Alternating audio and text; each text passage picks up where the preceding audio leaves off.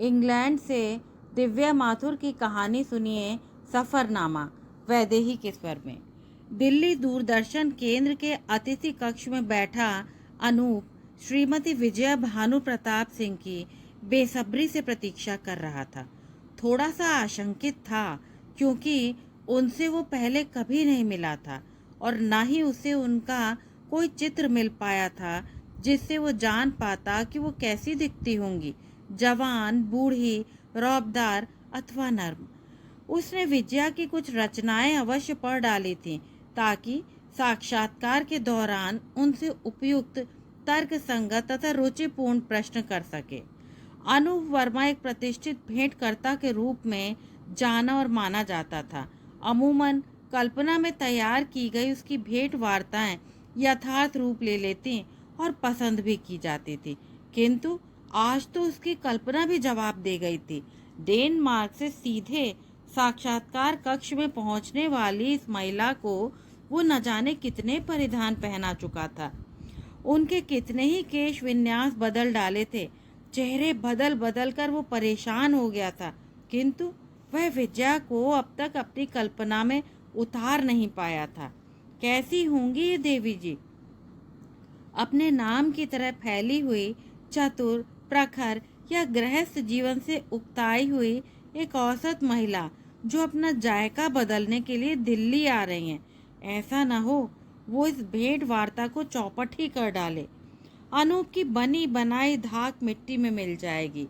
थोड़ा जल्दी आ जाती तो बातचीत का कुछ मौका मिल जाता। घनिष्ठता से की गई भेंट वार्ता श्रोताओं पर निसंदेह गहरा और चिरस्थायी प्रभाव छोड़ती हैं। सहकर्मी दिवाकरन ने अनूप को अपनी ओर से बहकाने की पूरी कोशिश की थी, उसे यह बताकर कि विदेशों में बसी भारतीय महिलाएं बड़ी बेबाक होती हैं।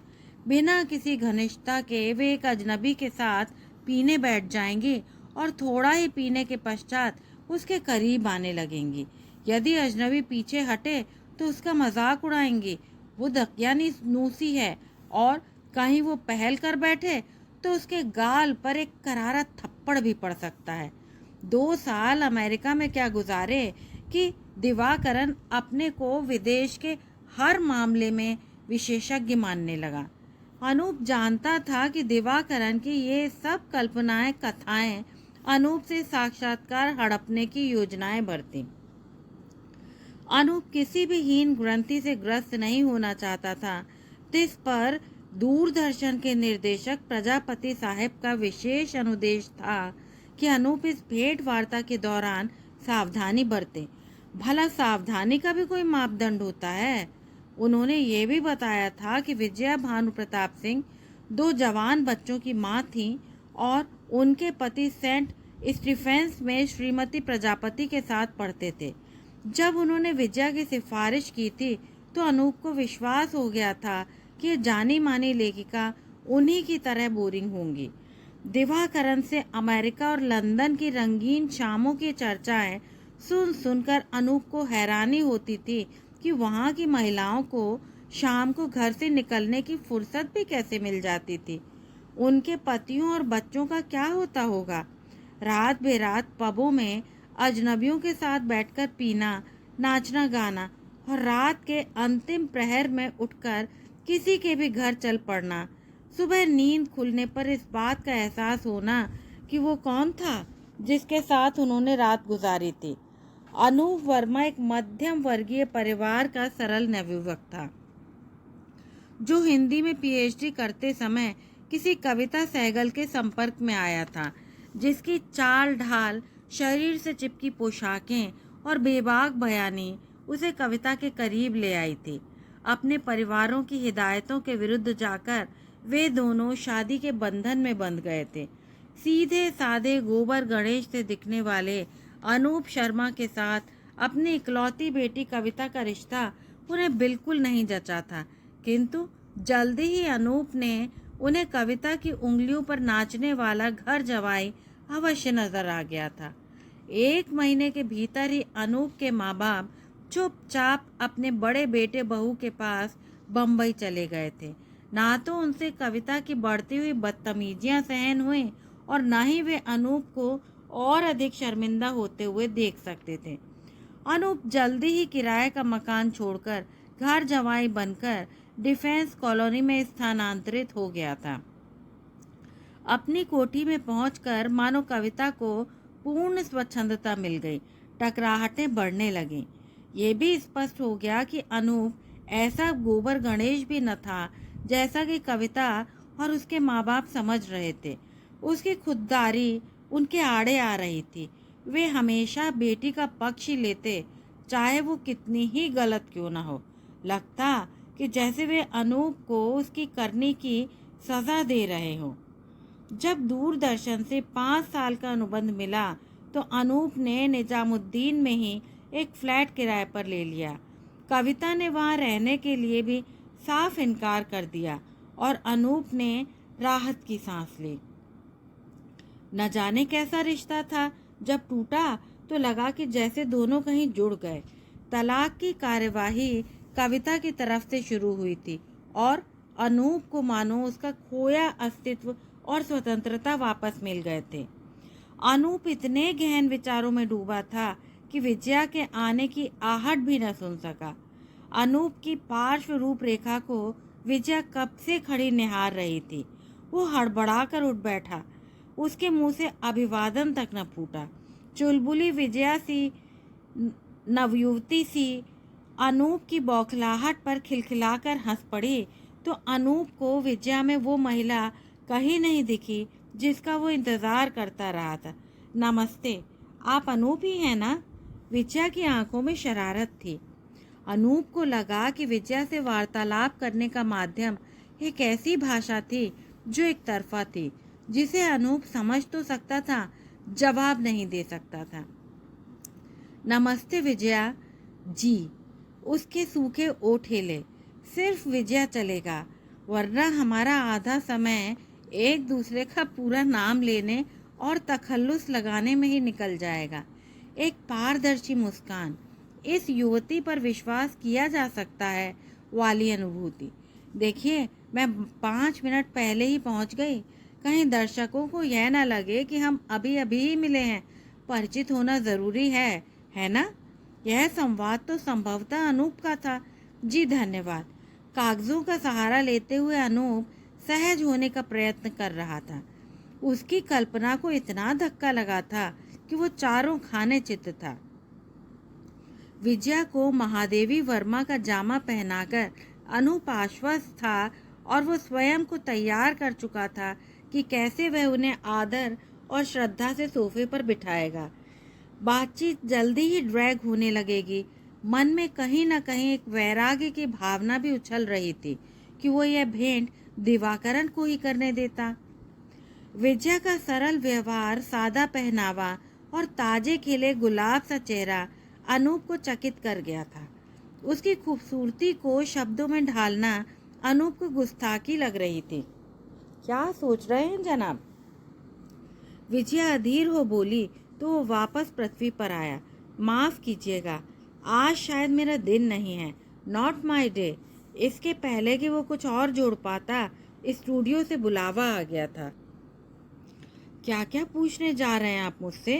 रास्ते में विजया चहकी। लगता ही न था कि वो इतना लंबा सफर करके चली आ रही थी। कुछ खास नहीं, ये वाद विषय मैंने तैयार किया था। आप देख लीजिए, कुछ जोड़ना काटना चाहें तो बता दीजिएगा, मैं प्रसंग तैयार कर लूँगा। वह सहज हो उठा था। अनूप से पर्चा लेकर विजया ने एक सरसरी नज़र से उसे देखा और लौटा दिया। जैसा कि प्रजापति का निर्देश हुआ है कि बातचीत सिर्फ वर्तमान समाज में महिलाओं की स्थिति तक ही सीमित रहे। मैं आपके निजी जीवन या आपकी रचनाओं के बारे में कुछ नहीं पूछूंगा। अरे नहीं नहीं, मेरा यह आशय कतई न था। वह अनूप को बीच में टोकते हुए बोली। कार्यक्रम चूंकि सिर्फ 15 मिनट का है, इसीलिए मैंने सोचा कि एक विषय पर ही केंद्रित रहें। बातचीत को उद्देश्यपूर्ण और रोचक बनाने के लिए आप कुछ भी पूछ सकते हैं, मुझे कहीं कोई आपत्ति नहीं। सफाई देती सी विजया बोली। रुमाल से अपने चेहरे को पोंछ साड़ी की सलवटें सीधी करती विजया स्त्री सुलभता से अपनी कुर्सी पर आ बैठी। निदेशक इशारा हो चुका था। अनूप ने विजया का औपचारिक परिचय दिया। अपनी नामवरी सुनकर विजया सकुचा गए। नमस्ते विजया जी, भारत में कदम रखते ही हम दूरदर्शन वाले आपको सीधे प्रसार कक्ष में ले आए हैं। इसके लिए क्षमा प्रार्थी हैं, किंतु आपके 3 दिन के इस प्रवास में कहीं कोई गुंजाइश भी तो नहीं है। आपके लेख, कविताएं और कहानियां भारतीय जीवन का इतना सजीव वर्णन करते हैं कि लगता ही नहीं कि आप एक लंबे अरसे से विदेश में हैं। आप हमारे दर्शकों को कृपया बताएंगी कि क्या आप स्वयं भी उन झंझाओं से गुजर चुकी हैं जिनसे एक आम स्त्री दो चार होने को मजबूर है। अरे, ये प्रश्न तो कागज पर कहीं नहीं था। खैर, अभिवादन स्वीकार करते हुए विजया निर्देशित कैमरे की ओर घूम गई। नमस्ते अनूप, दूरदर्शन के प्रत्येक दर्शक को मेरा भी प्यार भरा नमस्कार। मैं तो ये भी नहीं जानती थी कि यहाँ लोग मुझसे परिचित हैं। जब आपके यहाँ से निमंत्रण आया तो मैंने अपने पति से कहा कि दूरदर्शन वालों को अवश्य कोई गलतफहमी हुई होगी। खैर, बहुत उत्साह बढ़ा दिया आपके निमंत्रण ने मेरा। बचपन में मेरी एक अंतरंग सहेली थी बिल्लो, जिसके बहनोई व पिता ने मिलकर उसे जहर दे दिया था। उसके बहनोई ने उसे अपनी वासना का शिकार बना डाला था। वो 3 महीने के गर्भ से थी जब उसे जहर दिया गया। इज्जत और दहेज बचाने का इससे उत्तम उपाय और क्या हो सकता था। कुछ गिरफ्तारियां हुई, किंतु ले देकर अभियुक्त छूट गए। यह घटना मेरे मस्तिष्क पर आज तक अंकित है। फिर मेरे पति के रिश्ते में भी एक दुर्घटना हुई। बचपन में उनकी आंखों के सामने उनकी बुआ जल मरी थी, जिनके पति ने उन्हें दहेज की वजह से छोड़ दिया था। विजया ने पानी पिया। वे दुखद यादें उसे फिर से उद्वेलित कर गई थी। अनूप को मानो सांप सूंघ गया था। क्या विजया भी किन्हीं भयंकर हादसों से गुजर चुकी होगी? फिर एक टेलीविजन कार्यक्रम जो डेनमार्क व अन्य देशों में भी दिखाया गया था, हम सबको झकझोर के रख गया। इस फिल्म के जरिए भारतीय नारियों पर हो रहे अत्याचारों का खुला वर्णन किया गया था। दहेज की वजह से जला दी जाने वाली बहुओं के परिवारों की व्यथा हम सबको अंदर तक भेद गई। मन छटपटाने लगा। मेरे पति ने मुझे इतना उद्विग्न कभी नहीं देखा था। उन्होंने ही मुझे अंततः लिखने के लिए प्रेरित किया। भारत और लंदन से मैं किताबें, समाचार पत्र और पत्रिकाएं नियमित रूप से मंगाने लगी। तब तक हम विदेशों में बसे भारतीयों, बीबीसी व अन्य माध्यमों से मिली सूचनाओं को पूर्णतः पक्षपातपूर्ण समझते आए थे। वास्तविकता पर पर्दा डालकर हम समझते रहे कि भारत तरक्की कर रहा है, किंतु सच्चाई अब हम सब जानते हैं कुछ और ही है। विजया के धारा प्रवाह कथन के बीच अनूप उसे कहीं भी तो रोक नहीं पाया था। अब जैसे ही उसने लंबी सांस ली, वो मौका पाकर बोल उठा। विजया जी, हम जानते हैं कि आप 2 बच्चों की माँ भी हैं। विदेशों में नौकर भी प्रायः नहीं रखे जाते। बताएंगी आप किस तरह लिखने का समय निकाल पाती हैं? डेनमार्क जैसी ठंडी जगह में अधिकतर कुछ करने को नहीं होता। भाषा की जानकारी न होने के कारण मैं यूं ही कट गई थी। हफ्ते में 2 दिन डेनिश भाषा लिखने के लिए भी लंबा सफ़र तय करना पड़ता था, जिसके दौरान पढ़ना या लिखना अनिवार्य होता चला गया। घर के कामों में भी मेरे पति और बच्चे हाथ बटाते हैं। यह यहाँ का रिवाज है। फिर वहाँ का वातावरण इतना निर्मल, मनमोहक और शांत है कि किसी का भी मन कविता कहने को लालायित हो जाए। ग्रीष्म काल में रात के 2 बजे तक धूप निकली रहती है। सूरज निकला हो तो मैं सो नहीं सकती। सबसे बढ़िया बात तो ये है कि मेरे पति ही मेरे श्रोता, पाठक, समीक्षक और मेरे सबसे बड़े फैन हैं। अनूप ने देखा कि पति के जिक्र मात्र से विजया के गाल और कान तक लाल हो उठे थे। आपके पति के तो सचमुच दर्शन करने चाहिए। अगली बार आप उन्हें अवश्य अपने साथ लाइएगा। एक प्रश्न और विजया जी, आपने अपने लेखों और कहानियों में पुरुषों का वर्णन सदा बेरहमी से किया है, ऐसा क्यों? अनूप के मन में यह प्रश्न कुलबुला रहा था, इतना अच्छा पति मिलने के बावजूद विजया इतनी पुरुष विरोधी क्यों थी? शायद आप मुझसे सहमत होंगे कि भारतीय पुरुष सामाजिक, मानसिक व व्यवहारिक स्तर पर वहीं का वहीं खड़ा है जहां वो 100 साल पहले था। संसार कहां से कहां पहुंच गया। महिलाओं ने हर क्षेत्र में कंधे से कंधा मिलाकर प्रगति की, किंतु पुरुष प्रगति के नाम पर पढ़ी लिखी नौकरी याफ्ता पत्नियों की तलाश में निकल पड़ा। किसी अन्य स्तर पर बदलने से उसे फायदा भी क्या था? चाहे पत्नी स्वयं दफ्तर से थकी आई हो, पति चाहेगा कि वो शाम को जब लौटे पत्नी सजी संवरी ताजा चाय का कप लिए मुस्कुराती मिले। बच्चों को स्कूल से मिले होमवर्क करवाने में भी वे अचकचाता है। इस सब के बाद भी आज की नारी न तो अच्छी पत्नी साबित हो पाती है, न बहू, और ना ही एक अच्छी माँ।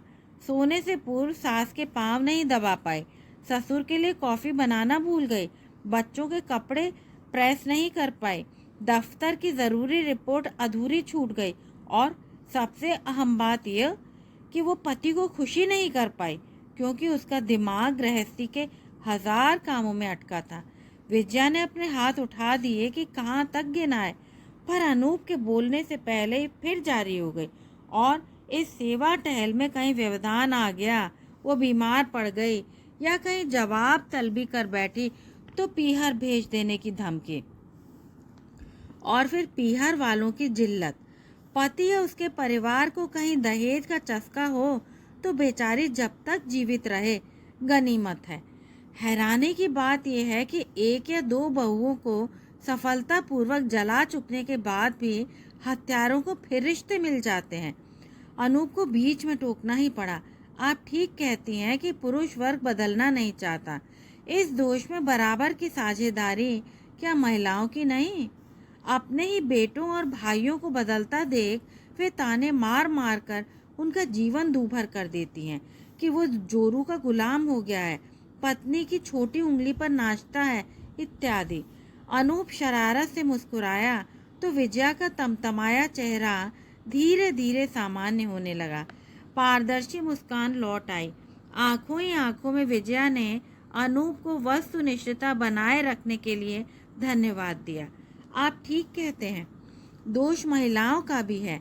जन्म से ही अगर लड़के लड़कियों में भेद न किया जाए, लड़कों को बराबर का दायित्व दिया जाए, लड़कियों को बचपन से ही घुट्टी न पिलाई जाए कि उन्हें अपनी व्यथा कहने का कोई हक नहीं, बिना पति के पीहर में उनका स्वागत नहीं, इत्यादि, तब कहीं जाकर हम इस समस्या का समाधान कर पाएं। किंतु अभी स्थिति नाजुक है। कष्ट पा रही हैं युवतियां, जला दिए जाने पर भी मुंह नहीं खोलती। मायके जाने वाले बेटी की शादी के बाद उसकी खोज खबर नहीं लेना चाहते। पीहर से रिश्ता टूट जाता है और ससुराल से जुड़ता नहीं। लड़की अधर में जीती मरती है। विजया सांस लेने को रुकी ही थी कि अनूप को बीच में ही उसे रोकना पड़ा। समय हो चुका था। विजया जी, क्या हम आपसे आशा करते हैं कि भारत में आपके इस अल्प निवास के दौरान हमें कुछ नतीजे देखने को मिलेंगे?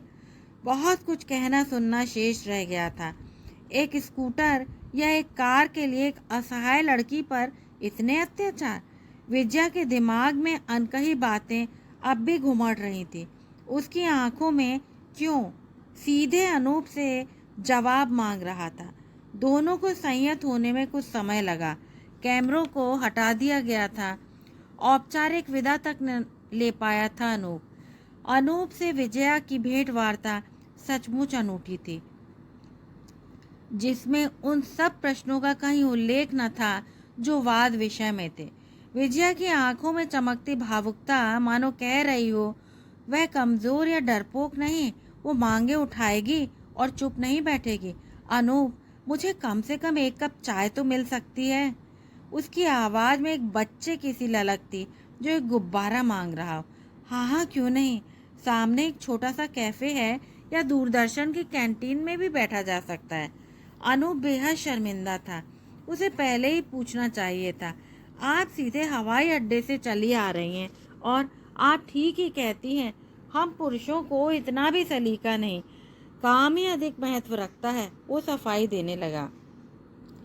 महिलाओं के लिए तो शायद काम के अलावा कुछ भी महत्वपूर्ण नहीं, पर एक समय ऐसा भी आता है जब वे भी एक कप चाय की इच्छा कर बैठती हैं। अनूप का यह मतलब न था और न ही विजया का मंतव्य। बात कभी कभी यूं ही खिंच जाती है, आहत करती दाएं बाएं। कैंटीन में बैठे वे चाय पी रहे थे।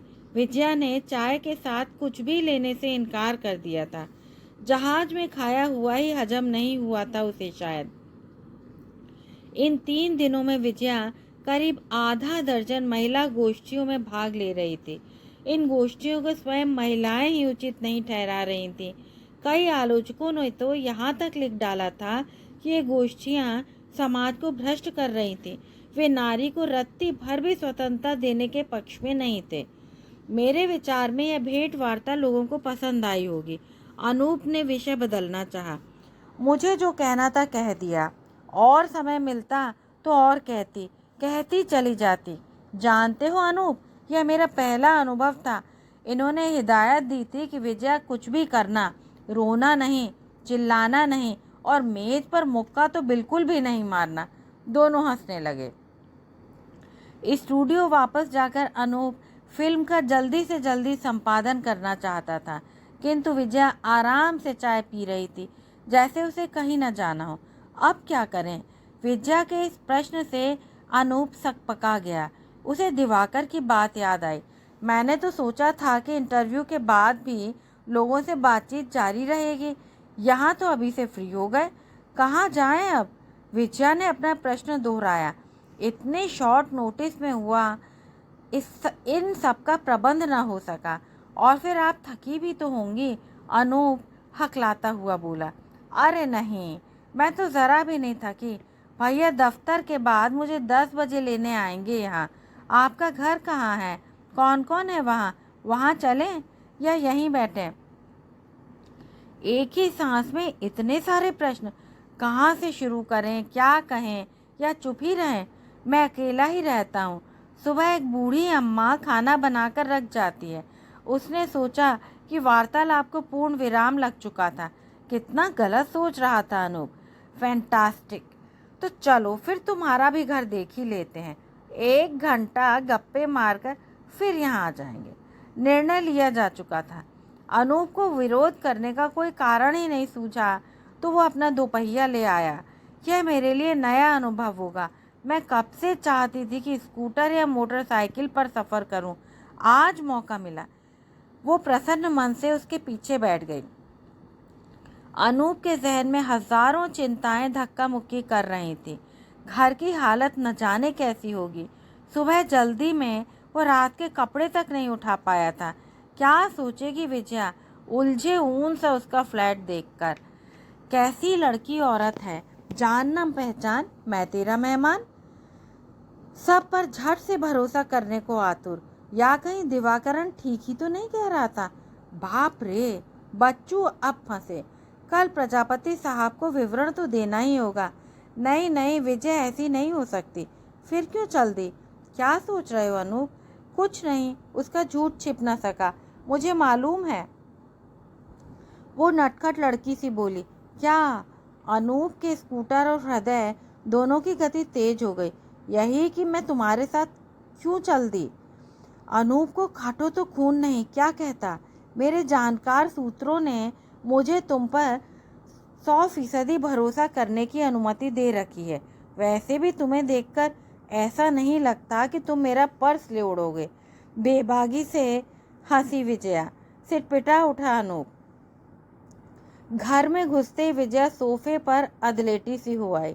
अब उसे थकान लग रही थी। अनूप चाय बनाने रसोई में घुस गया। बीच बीच में वो बिखरे कपड़े और बर्तन भी संवार रहा था। विजया ने उसकी ओर कोई ध्यान नहीं दिया। कमरे में टंगी तस्वीरें और बोनसाई पेड़ और पौधे अनूप की पसंद जाहिर कर रहे थे। छोटे से फ्लैट को खूबसूरती से सजाया गया था। जल्दी से उतारा हुआ पाजामा विजया की पीठ से नीचे से झांक रहा था। अनूप ताक में था कि विजया हिले तो वह उसे खिसकाकर पीछे की ओर गिरा दे। चाय हाथ में लेकर विजया जरा सीधी हुई ही थी कि अनूप ने पजामे को सोफे के पीछे खींचा। नाड़ा ही आ पाया उसके हाथ में। विजया की नज़र पड़ी तो मानो उसे हंसी का दौरा पड़ गया। उसे देखकर अनूप भी हंसने लगा। इधर उधर की बातें करते 1 घंटा बीत गया। तुम्हारी खाना बनाने वाली नहीं आई? विजया ने पूछा। कुछ बनाकर रख गई होंगी, किंतु आपको शायद अच्छा न लगे। दरियागंज के मोती महल में खा सकते हैं, या साउथ एक्सटेंशन में एक अच्छा रेस्टोरेंट भी है। मन में सोचा अनूप ने कि हो गई 500-600 रुपए की छुट्टी। महारानी घर भी जाएंगी कि नहीं? नहीं नहीं, होटल वोटल नहीं चलेगा। प्रताप भैया ने कहा था कि बाहर कहीं मत खाना, बस चाय पीना। वापस दूरदर्शन भी पहुंचना है। अब ऐसा करते हैं, हमारे घर चलते हैं। क्यों अनूप? लाहौल विला कुव्वत। अनूप ने सोचा कि ये शब्द किसी ने ऐसे ही मौके पर बनाया होगा। इससे पहले कि वो कुछ कहता वो बोली, चलो भैया को फ़ोन कर देते हैं। अरे मैं तो भूल ही गई, पापा ने ज़रूर मेरी पसंद का भुनवा मीट बनवाया होगा, ख़ास तौर पर मेरे लिए। आप खिला देते तो पापा भी मार मार कर दोबारा खिलाते। फ़ोन कर लूँ? शुक्र है अनूप से पूछा तो। हालांकि उसके हाँ या ना का विजया ने इंतज़ार ही नहीं किया। फ़ोन पर सिर्फ 4 वाक्य, हम आ रहे हैं, मैं और अनूप, वहीं टेलीविज़न पर आपने जिसे मेरे साथ देखा होगा। खाना ख़त्म नहीं कर देना। विजया को दोपहिए पर बैठाकर अनूप फिर निकल पड़ा। घर पहुंचकर जो दोनों का स्वागत हुआ, अनूप उसे कभी नहीं भूलेगा। ऐसा लगा कि विजया का परिवार बहुत सारी विजयाएं था। उन्मुक्त वातावरण, मानो इंतज़ार कर रहा था, न जाने कब से शिकायत लिए कि वो पहले क्यों नहीं आया। सबने भेंट वार्ता की तारीफ की। विजया अपनी माँ और भाभी के साथ रसोई में घुस गई। पापा ताश का एक जादू दिखाने लगे। प्रताप भैया लेमनेड ले आए। हालांकि पापा विस्की की बोतल निकाले बैठे थे। भाभी खाने की मेज़ पर प्याज के लच्छे में बारीक हरी मिर्च काट रही थी। नमक डालकर जब उन्होंने नींबू निचोड़ा तो अनूप की भूख चमक उठी। प्रताप बैठा बैठा लच्छे को पुदीने की चटनी में डुबोकर खाने लगा तो भाभी ने बरजा कि कम से कम मेहमान के सामने तो वो अपना व्यवहार ठीक रखें। छोटा भाई पापड़ लेकर आया तो अनूप भी पापड़ के टुकड़े पर चटनी और प्याज रखकर खाने लगा। उसका धैर्य जवाब दे चुका था। विजया भुनवा मीट का डोंगा लेकर आई। भाभी कुछ सब्जियां और रायता। अनूप ने शायद ही कभी इतना खाया होगा, पर उसकी नीयत नहीं भर रही थी। जिस पर मम्मी जबरदस्ती उसकी प्लेट में चुपचाप रोटी रखे जा रही थी कि शायद वो शर्मा रहा है। ऊपर से नाना बहुत खा लिया करता हुआ वो मन ही मन प्रसन्न था। उसे अगली बार अपने माँ बाप को साथ लाने का न्योता भी दे दिया गया था। उसने सोचा कि अब जा पाएगा तो ना आएगा दोबारा। जब वो किसी तरह से उठ पाया तो देखा रात के 12 बज रहे थे और सब उसके रुक जाने का आग्रह कर रहे थे। सुबह की पहली किरण आंखों पर पड़ी तो अनूप कूद कर उठ बैठा, मानो एक मीठा सपना देखा हो कल रात। यकायक उसने तय कर लिया कि वो विजया के सारे कार्यक्रम फिल्माएगा। यह फैसला उसने विजया के आकर्षण की वजह से तो नहीं किया था। उसकी छोटी बहन मिन्नी की आकस्मिक मौत उसके दिल में खुली कब्र सी बिछ गई थी। जितने मुंह उतनी बातें। अनूप उन दिनों अपने दोस्तों के साथ कश्मीर में था। रवाना होने से 1 दिन पहले राखी थी। मिन्नी सिमटी सिमटाई आई थी। उसकी आंख और ओठ सूजे थे। बताया कि वो सीढ़ियों से गिर गई थी। कोई चाहता तो बहुत कुछ जाना जा सकता था, पर सब चुप रहे कि उसका निजी मामला है। जब अनु वापस लौटा तो मिन्नी को मरे 2 दिन हो चुके थे। अंतिम समय तक वो यही कहती रही कि इसमें किसी का दोष न था। माँ बाप को मानो सांप सूंघ गया था। अनूप मन को समझाता आया था कि मिन्नी परिपक्व न थी, ढल नहीं पाई ससुराल के माहौल में, कि मिन्नी माँ बाबू की लाडली थी। सिर चढ़ा रखा था उन सब ने कि सचमुच ही एक दुर्घटना हो गई थी, कि लोग बात का बतंगड़ बना रहे थे। अपनी कायरता को छिपाने के लिए स्वयं से ही तर्क वितर्क करता हुआ अनूप प्रत्यक्ष में कुछ न कर पाया। मिन्नी के पति ने 3 महीने के भीतर ही जब दूसरी शादी कर ली थी तो अनूप ने सोचा था कि नई दुल्हन को मिन्नी की कहानी बताने जाएगा, पर सबने उसे रोक दिया था। अनूप अब शायद विजया की यात्रा को फिल्माकर पश्चाताप करना चाह रहा था। विजया के झंझोड़ने के बाद एक नए सिरे से उसने सोचना शुरू किया था। काश विजया पहले आ गई होती तो मिन्नी शायद जीवित होती। जनकपुरी में एक भारी जलसे का आयोजन किया गया था, जहां विजया का विधिवत स्वागत होने वाला था। अपने साथ हजारों महिलाओं को आह्वान देती कई महिला संस्थाएं इस हेतु इकट्ठी हुई। विजया की लेखनी ने न जाने कितने पाठकों को बींधा था, कचोटा था। उसके भाषण प्रभावशाली थे, किंतु पुरुष तो पुरुष, महिला वर्ग भी उसकी आलोचना कर रहा था। वृद्ध महिलाओं को शक था कि वो समाज को भ्रष्ट करके रहेगी, किंतु नई पीढ़ी में उसका आदर था। विजया और अनूप के पंडाल में कदम रखते ही हलचल मच गई। फूलों के हार हवा में लहराने लगे, शोरगुल से बच्चे रोने लगे। विजया ने देखा एक नवयुवती अपने 1.5-2 साल के बेटे को चुप कराने का असफल प्रयत्न कर रही थी। विजया भीड़ से लड़ती रास्ता बनाती उस युवती तक पहुंची। पर्स से चॉकलेट निकालकर बच्चे को देती हुई विजया उसका नाम पूछने लगी। युवती विस्फारित नेत्रों से विजया को देख रही थी, मानो सपना देख रही हो। उसके हाथ में विजया का नया कहानी संग्रह था, जिस पर उसे विजया के ऑटोग्राफ चाहिए थे। यह मानसी थी, अपने बेटे अनंत के साथ, भयभीत और क्लांत। जल्दी में विजया केवल यही जान पाई, जब आज सुबह वो जनकपुरी आने के लिए घर से निकली थी तो सास ने उसे धमकी दी थी कि वो उसे वापस घर में पाँव नहीं रखने देंगी। विजया ने पूछा कि वो पीहर क्यों नहीं चली जाती। मानसी ने बताया कि उसका परिवार एक बड़ा संयुक्त परिवार है, वो उन्हें शर्मिंदा नहीं करना चाहती। मंच से विजया को बार बार बुलाया जा रहा था। जाते जाते वो अनूप को निर्देश देकर गई कि वो मानसी और अनंत का ध्यान रखे। कार्यक्रम के पश्चात वो उनसे स्वयं बात करेगी, किंतु अपने कैमरे क्रू में उलझा हुआ अनूप चूक गया। वह एक पल के लिए भी कैमरा हटाता तो उसे लगता कि उसने विजया की एक महत्वपूर्ण मुद्रा खो दी। काश कि उसके पास 2 कैमरामैन होते, पर दूरदर्शन वालों ने उसे ही पूरा दिन यहाँ रहने पर आपत्ति की थी। वह तो प्रजापति साहब बीच में आ गए, नहीं तो अनूप को छुट्टी लेकर निजी तौर पर यह फिल्म बनानी पड़ती। इन सभाओं में विजया ने महिलाओं पर सीधे चोट की। उनसे सीधे पूछा कि वे स्वयं को प्रताड़ित करवा के चुप कैसे रहती हैं, मार खा के भी क्यों विरोध नहीं करती।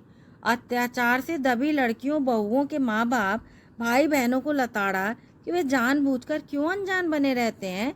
जानवर के बच्चे को भी छेड़ो तो वो काट खाता है। चिड़िया के अंडों को छूकर तो देखो, वो कैसे अपने चोंच से आक्रमण करती है। तो क्या हम जानवरों से भी गए बीते हैं। वह पति जो सुख दुख में साथ रहने की कस्में खाता है, कैसे अपनी अर्धांगिनी को यंत्रणा दे सकता है। और कौन है वे लोग जो जानते बूझते अपनी लड़की को उस हत्यारे को देने को सौंपने को तैयार हो जाते हैं। माँ बाप निकम्मे लड़कों को भी तो खाना कपड़ा देते हैं, 2 और लड़की को देंगे तो क्या भारी पड़ जाएगा। पढ़ी लिखी नौकरी करती युवतियाँ तो कम से कम उदाहरण प्रस्तुत कर ही सकती हैं। उनकी देखरेख में कम पढ़ी लिखी और अनपढ़ लड़कियां भी अवश्य अपना जीवन यापन कर सकती हैं। क्यों अपमानित होती हैं। प्रताड़ित होकर और मार खाकर जीने से सड़क पर झाड़ू मारकर जीना अच्छा है क्या। समाज क्यों नहीं गिरा देता ऐसे लोगों को अपनी नज़रों से। उसकी बातें शब्द सभाजनों के दिल में सीधे उतर गई थी। विजया का जोश, उसकी आशाएं, उसके सपने मानो सारी सभा के हो गए थे। चित्र लिखित से लोग अपलक उसे सुन रहे थे। लग रहा था कि जैसे कल से कोई जुल्म न होगा। अनूप का कैमरा लगातार विजया की विभिन्न मुद्राएं कैद कर रहा था। लोगों की याददाश्त बहुत छोटी होती है। जब वो चली जाएगी तो शायद ये फिल्म ही लोगों को याद दिलाती रहेगी। विजया के उपदेश निर्देश। विजया का ध्यान मानसी में अटका था। भाषण के दौरान कई बार उसकी नज़रों ने मानसी को खोजा था। अनूप ने भी एक दो बार मानसी और अनंत के क्लोजअप लिए थे, किंतु हर बार जब उन दोनों की नज़रें मिलती, अनूप शर्मिंदा होकर कैमरा घुमा लेता था। सभा समाप्त हुई तो विजया को 85 लोगों से मिलना था, जो किसी न किसी प्रतिष्ठान से जुड़े थे। इसी भाग दौड़ में मानसी और अनंत कहीं गुम हो गए थे। पूरा पंडाल छान मारा, किंतु उनका कहीं पता न चला। जिधर जाते लोग उसे घेर लेते। विजया को लगा जैसे उसका उत्साह फीका पड़ गया हो। शायद उसकी स्वावलंबन और स्वाभिमान वाली बातों से घायल होकर मानसी शर्मिंदा हुई हो। विजया ने अनूप से वादा लिया कि वो उसे ढूंढ निकालेगा। मानसी पढ़ी लिखी दिखती है, कहीं नौकरी का बंदोबस्त कर देना। अनूप, जानती हूँ आजकल नौकरी मिलना कोई आसान नहीं। सुनो, मेरा कुछ धन यहाँ स्टेट बैंक में बेकार पड़ा है, कुछ घर में ही काम शुरू करवा देना। विजया ने अपनी चेक बुक निकाली और खाली चेक पर साइन करके उसे थमाते हुए बोली, 1.5-2 लाख रुपए तो होंगे ही इसमें। आप ये क्या कर रहे हैं? थोड़ा बहुत तो मेरे पास भी है, आप रखिए, आवश्यकता हुई तो मैं ज़रूर आपसे कह दूंगा। नहीं अनूप, यह चेक तुम्हारे पास रहेगा तो मुझे तसल्ली रहेगी। तुम भी अपनी तरफ से कोई कसर नहीं रखोगे, भूल भी न पाओगे अपना वादा। अनूप को विश्वास था कि उसने मानसी और उसके बेटे को डॉक्टर कुलकर्णी के क्लिनिक में देखा था। शायद वह भोगल में ही कहीं रहती हो। विजया की भाभी ने मानसी का नाम सुना तो बोली, अरे कहीं ये वही मानसी तो नहीं जो हमारे साथ डिफेंस कॉलोनी में पढ़ती थी? उसकी शादी पढ़ाई के दौरान ही एक भोगल के बड़े व्यापारी खानदान में हो गई थी। जो नैन नक्शा भाभी ने बखाना वो मानसी का ही था। विजया को मानो गड़ा हुआ खजाना मिल गया हो। अनूप उसी रात डॉक्टर कुलकर्णी से मिलने गया। दोनों स्कूल में साथ पढ़े थे और अब अच्छे मित्र भी थे। उसने अनूप को बताया कि मानसी और अनंत उसी दोपहर को उसकी क्लिनिक पर आए थे। मानसी कह रही थी कि अनंत सीढ़ियों से गिर गया था, उसके बदन पर जगह जगह चोटें थीं। कुलकर्णी ने यह भी बताया कि जब तब वो मानसी की चोटों का इलाज भी कर रहे थे, पर मानसी हमेशा यही कहती थी कि वो गिर गई थी। भाभी ने भी अपनी किसी सहेली से पता लगवा लिया था कि मानसी और अनंत अभी भोगल में ही होने चाहिए थे, क्योंकि वे डिफेंस कॉलोनी में नहीं थे। अगले दिन सुबह प्रताप भैया और भाभी अनूप के घर आए। विजया अपने ससुराल वालों से मिलने मेरठ गई हुई थी। एक फूल प्रूफ योजना बनाई गई। भाभी मानसी की सहेली बनकर जाएंगी और किसी बहाने से उसे घर से बाहर ले आएंगी। अनूप ने मानसी के घर का नंबर घुमाकर भाभी को चोगा पकड़ा दिया। फोन शायद मानसी की सास ने उठाया था।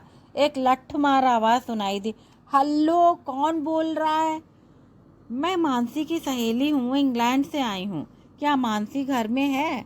भाभी ने पूछा। ओ मानसी, तेरी कोई सहेली है, देखियो जरा, वो चिल्लाई। मानसी की घबराई आवाज़ सुनाई दी तो भाभी ने उसे सांत्वना दी। सॉरी मानसी, मैं विजया जी की भाभी बोल रही हूँ। वो तुम्हारे लिए बहुत परेशान है। यहाँ निजामुद्दीन में ही हैं हम सब। तुम ठीक तो हो ना? हाँ, आप लोग कैसे हैं? वो धीरे से बोली। हमसे मिलने आ सकोगी? नहीं, अनंत ठीक नहीं है। हम तुमसे मिलने आए, यानी कि मैं आऊँ तो तुम्हारी सास रोकेगी तो नहीं? नहीं। अभी आ जाऊँ? हाँ। पीछे से उसकी सास की बुड़बुड़ाहट सुनाई दे रही थी। प्रताप, अनूप और भाभी उसी समय घर जा पहुँचे। कार को थोड़ी दूर खड़ी कर भाभी ने मानसी के घर की घंटी बजाई तो सास ने ही दरवाज़ा खोला। मैं मानसी की सहेली हूँ। कहाँ है मानसी? वो अंदर झांकते हुए बोली। अब भी तूने ही फ़ोन किया था? उन्होंने पूछा। इतनी जल्दी कैसे आ गई? मैं निजामुद्दीन में जो थी, यहीं स्टेशन के पास। मानसी और आनंद डरते डरते आ खड़े हुए तो भाभी भागकर मानसी से गले मिली। अनंत के माथे पर टांके लगे हुए थे। कितनी बदल गई है तू, तबीयत ठीक नहीं है क्या? और ये तेरा बेटा अनंत? हेलो अनंत। भाभी ने एक चॉकलेट का डिब्बा देते हुए उसे गोदी में बिठा लिया। मानसी ने चाय के लिए पूछा तो भाभी ने मना कर दिया। अम्मा जी, क्या मैं इन्हें थोड़ी देर के लिए अपने घर ले जा सकती हूँ? भाभी ने समय व्यर्थ नहीं किया और अपने मतलब पर आ गई। हमें क्या मालूम, अपने घर वाले से पूछ के चली जाए। वैसे ही हमसे कौन पूछ के जाती है, कल गई थी ना जनकपुरी बिना हमसे पूछे। वो बड़बड़ाने लगी। मैं 1-2 घंटे में ही कार से घर छोड़ जाऊंगी, ठीक है? भाभी ने फिर प्रार्थना की। ठीक है, कपड़े तो ढंग के पहन ले, लोग तो यही सोचेंगे ना कि हम इसे ठीक से नहीं रखते। और सुन, अनंत को साथ लेती जाए, ये भी घूम आएगा बाहर। वो फिर कुड़कुड़ाई। मानसी और अनंत कपड़े बदलकर नीचे आए तो भाभी झट से उन्हें बाहर ले आई। अनूप को देखकर मानसी उद्वेलित हो उठी, क्योंकि उसने भी कल मानसी की व्यथा सुनी थी। वो चुपचाप कार में बैठ गई। अनंत को बीच में बिठाकर मानसी और भाभी पिछली सीट पर यूं घुल मिल गए जैसे बरसों से एक दूसरे को जानते हों। अनूप के घर आकर सबने चाय पी। अनूप और प्रताप अनंत को लेकर बाजार चले गए तो भाभी ने मानसी की कहानी सुनी। उसका पति मंगल न केवल शराबी कबाबी था, वेश्याओं के पास भी जाता था। रात को आकर जरा जरा सी बात पर उसे पीटने लगता था। अम्मा ने आते ही जब उससे कहा कि मानसी जनकपुरी गई थी तो मानसी डर के मारे गुसलखाने में जा छिपी थी। उसका गुस्सा पलंग पर सोए हुए अनंत पर ही उतरा। मानसी ने भाभी से प्रार्थना की कि वह उसे अपने यहाँ नौकर भी रख लेंगी तो जीवन भर वो उसका उपकार मानेगी। बस अनंत को पढ़ा लिखा दें, उसे और कुछ नहीं चाहिए। वो कांप रही थी डर के मारे कि इस योजना का पता कहीं उसके पति को लग गया तो वो उसे मार ही डालेगा। भाभी ने कहा कि वे दोनों अब से उनके साथ ही रहेंगे। अपने कपड़े वगैरह लेने जाने की भी उन्हें आवश्यकता नहीं थी। मानसी भाभी के गले मिलकर फूट फूट कर रोने लगी, जैसे अपने विवाहित जीवन का सारा कलुष आज ही धो डालेगी। जब प्रताप और अनूप वापस आए तो भाभी ने उन्हें बताया कि मानसी और अनंत अब उनके साथ ही रहेंगे। वे सब मिलकर मानसी के लिए किसी नौकरी का प्रबंध करेंगे। अनूप ने विजया का कोरा चेक मानसी को थमा दिया और कहा कि वो ये न समझे कि वो किसी पर भार है। आज से वे सब उसका परिवार थे, मानसी और अनंत का नया परिवार। हवाई अड्डे पर न जाने कितने जाने अनजाने लोग विजया को छोड़ने आए थे। सब प्यासे प्यासे, अधीर, उदास। जी भरकर वो किसी से भी न मिल पाई थी। मम्मी पापा गर्व से सिर ऊंचा करे अपनी बेटी को निहार रहे थे। विजया सोच रही थी कि वो 1 या 2 महीने रहकर भी जाती तो क्या ये प्यास बुझ जाती। उसकी आंखें अब भी किसी को ढूंढ रही थी। विजया का दिल मानो थम सा गया। अनूप और प्रताप के बीच हाथों पर झूलता अनंत ही तो था, कैसा मुस्कुरा रहा था। साथ में नजर आई मानसी। लौटने से पहले विजया की अंतिम इच्छा भी मानो पूरी हो गई थी। आज मानसी न बेबस लगी न विक्षुब्ध, उसकी आंखें चमक रही थी। उसे अब किसी के दान की आवश्यकता नहीं थी। विजया तक वो पहुंच तो न पाई, पर उसका उत्साह उसके दोनों हाथों में हिल रहा था। विजया के आंसू छलक ही तो पड़े, खुशी बरसने लगी छम छम। अनूप ने अपना कैमरा कंधे पर लाद लिया था। विजया का यह आखिरी रूप फिर न जाने कब देखने को मिलेगा। बस कहानी इतनी ही है। कहानी सुनने के लिए आपका बहुत बहुत धन्यवाद। यदि आपको कहानी अच्छी लगी हो तो कृपया चैनल को लाइक, शेयर और सब्सक्राइब अवश्य करें।